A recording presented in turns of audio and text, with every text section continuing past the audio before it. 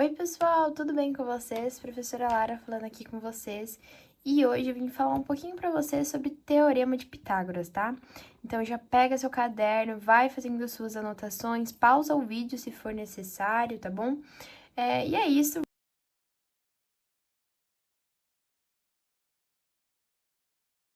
Vamos lá. Bom, vamos contextualizar um pouquinho o que é o Teorema de Pitágoras. Teorema de Pitágoras, opa, mexeu um pouquinho. O Teorema de Pitágoras, ele foi criado pelo matemático grego Pitágoras, tá? Isso não é tão importante, dificilmente ou quase nunca vai cair uma pergunta para você sobre quem criou o Teorema de Pitágoras. Enfim, é legal vocês saberem que o Teorema de Pitágoras, ele vai ser aplicado em qualquer triângulo retângulo, ou seja, qualquer triângulo que tenha um ângulo de 90 graus, tá? Então, sempre que você vê um triângulozinho que tenha esse elementozinho aqui, já sabe que ele tem 90 graus, e é aí que nós vamos aplicar o nosso teorema, belezinha? Agora, vamos falar um pouco sobre os elementos do nosso triângulo retângulo. Bom, a gente tem o cateto oposto. O cateto oposto, ele pode geralmente ser marcado por A ou por B, tá? Aqui eu marquei ele por A, mas pode mudar. Às vezes a hipotenusa vai ser o A, às vezes, enfim, gente. Mas é legal que vocês saibam o que é cada um e como identificar cada um em um triângulo, para que vocês não fiquem nessa dúvida, beleza? Então, o nosso cateto oposto, ele vai estar sempre oposto a um ângulo. Então, a gente tem um ângulo aqui, que o exercício não me deu, a fórmula não me deu, então a gente tem esse ângulo. O cateto oposto, ele vai estar sempre oposto a esse ângulo, belezinha? Cateto adjacente, marcado pelo meu Bzinho aqui, ele está sempre do lado de um certo ângulo, tá? Eu tô falando certo ângulo porque aqui no exercício ele não me deu, mas ele podia ter me dado, aqui é um ângulo de 45, tá? Então, o meu cateto oposto tá oposto ao ângulo de 45 e o meu cateto adjacente está do lado do ângulo de 45, belezinha? Mas não tô falando que esse é o ângulo de 45, tá? Vai depender do exercício, geralmente ele vai dar qual que é o ângulo aqui, mas ele não nos interessa muito. E a nossa hipotenusa, ela está sempre oposta ao nosso ângulo de 90 graus. Guardem muito bem essa informação, porque vai ser aí que geralmente a gente vai encontrar qual é a hipotenusa. Por quê? Geralmente, cateto por cateto não vai fazer diferença na hora da gente resolver o exercício, mas saber qual é a hipotenusa é muito importante. Então, de tudo isso que eu falei para vocês, o mais importante de vocês guardarem é a hipotenusa vai estar sempre oposta ao nosso ângulo de 90, tá bom? Lara, e se eu não tiver um ângulo de 90? Então, não é teorema de Pitágoras que a gente vai aplicar ali, tá? A gente aplica o teorema de Pitágoras quando a gente tem um ângulo de 90, porque a gente consegue encontrar a nossa hipotenusa. Ficou claro, então, gente? Vamos agora para nossa formulazinha, tá? Por favor, guardem essa frase no fundinho do coração de vocês, porque guardando essa frase tudo fica mais simples. A hipotenusa ao quadrado é igual à soma dos quadrados dos catetos. Assim parece meio confuso, mas quando a gente coloca ela em prática fica super fácil, tá? Então, basicamente, a hipotenusa, aqui no meu triângulo, a nossa hipotenusa é o Czinho, como eu tinha dito para vocês. A minha hipotenusa ao quadrado, ela é igual à soma dos quadrados dos catetos. Então, os catetos ao quadrado é igual à hipotenusa. Por isso que eu falei para vocês não se apegarem tanto a letras, porque aqui no meu eu coloquei como a hipotenusa como C, mas em muitos exercícios ela pode aparecer como A.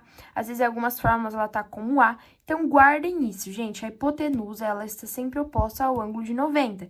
Então, vai ser sempre isso que vai identificar minha hipotenusa. E minha hipotenusa, ela vai ser sempre igual aos catetos. Por isso que eu também disse pra vocês que não precisa pegar tanto a cateto oposto, a cateto adjacente, porque cateto por cateto é igual. Se eu, por exemplo, colocar aqui o valor do cateto adjacente aqui, o valor do cateto oposto aqui, não vai mudar o resultado. Mas se por acaso eu confundir o cateto oposto com o valor da hipotenusa, aí já vai mudar, tá? Antes da gente ir pro exercício, eu vou falar para vocês rapidinho sobre um macete 3, 4, 5. O nosso triângulo pitagórico, eles têm uma proporção muito certa, sabe? Então, a hipotenusa, esse lado da hipotenusa, imaginando aqui, vou fazer aqui rapidinho para vocês. Imaginando que você tem um quadrado aqui e um quadrado aqui. Pensem que aqui nessas caixas aqui, pensem dentro desse triângulo, eu tenho bolinhas. Pensem assim para ficar mais fácil. Ai, gente, tá meio torto, né? Perdão. Eu tenho bolinhas. Quando eu viro aqui, eu vou ter uma quantidade de bolinhas aqui e uma quantidade de bolinhas aqui. E nenhuma bolinha aqui. Mas, se por acaso eu quiser jogar todas essas bolinhas para esse lado maior, o triângulo pitagórico tem uma proporção onde essa caixa vai estar exatamente cheia com esse tanto de bolinhas, entendeu? Por isso, a soma desse com a soma desse é igual à hipotenusa. Fez sentido? Por isso que a gente tem uma macete de 3, 4, 5. O triângulo pitagórico 3, 4, 5 segue muito essa proporção. Ai, Lara, por que aqui não estaria 3, 4, 5? Porque eu vou ensinar vocês a resolver. Se por acaso você tem um triângulo desse, o que eu vou perceber?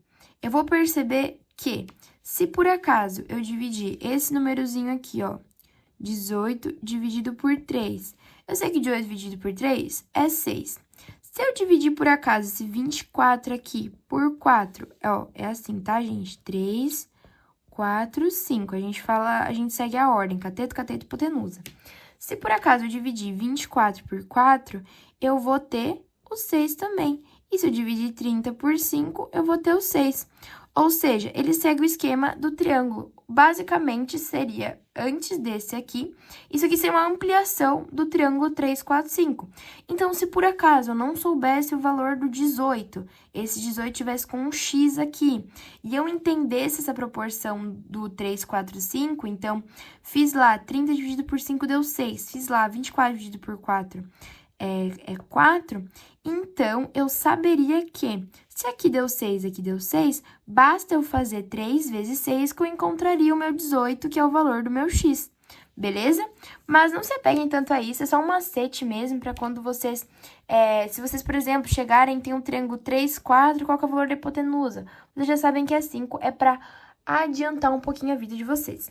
Vamos resolver um exercício rapidinho aqui? Ixi, Lara, mas é um triângulo de uma forma diferente. Por isso, gente, vamos lá que vai ser simplesmente fácil. Vamos ver aqui. O nosso ângulo de 90 tá aqui, certo? Se o nosso ângulo de 90 tá aqui, quem que é o oposto a ele? O 10. Se o 10 é o oposto a ele, ele é exatamente a nossa hipotenusa. Então, vamos igualar ele aqui. 10 ao quadrado é igual. Se a gente sabe a hipotenusa, a gente tá vendo que ela vai querer que a gente descubra o nosso x, o nosso cateto. Então, vamos pegar aqui esse 8 ao quadrado mais x ao quadrado e vamos resolver. 10 ao quadrado é 100, 8 ao quadrado é 64, mais x ao quadrado. Passo esse 64 menos aqui para... Opa, igualzinho aqui, tá? Lembra da regra de sinais? Ele estava positivo para cá, passou negativo.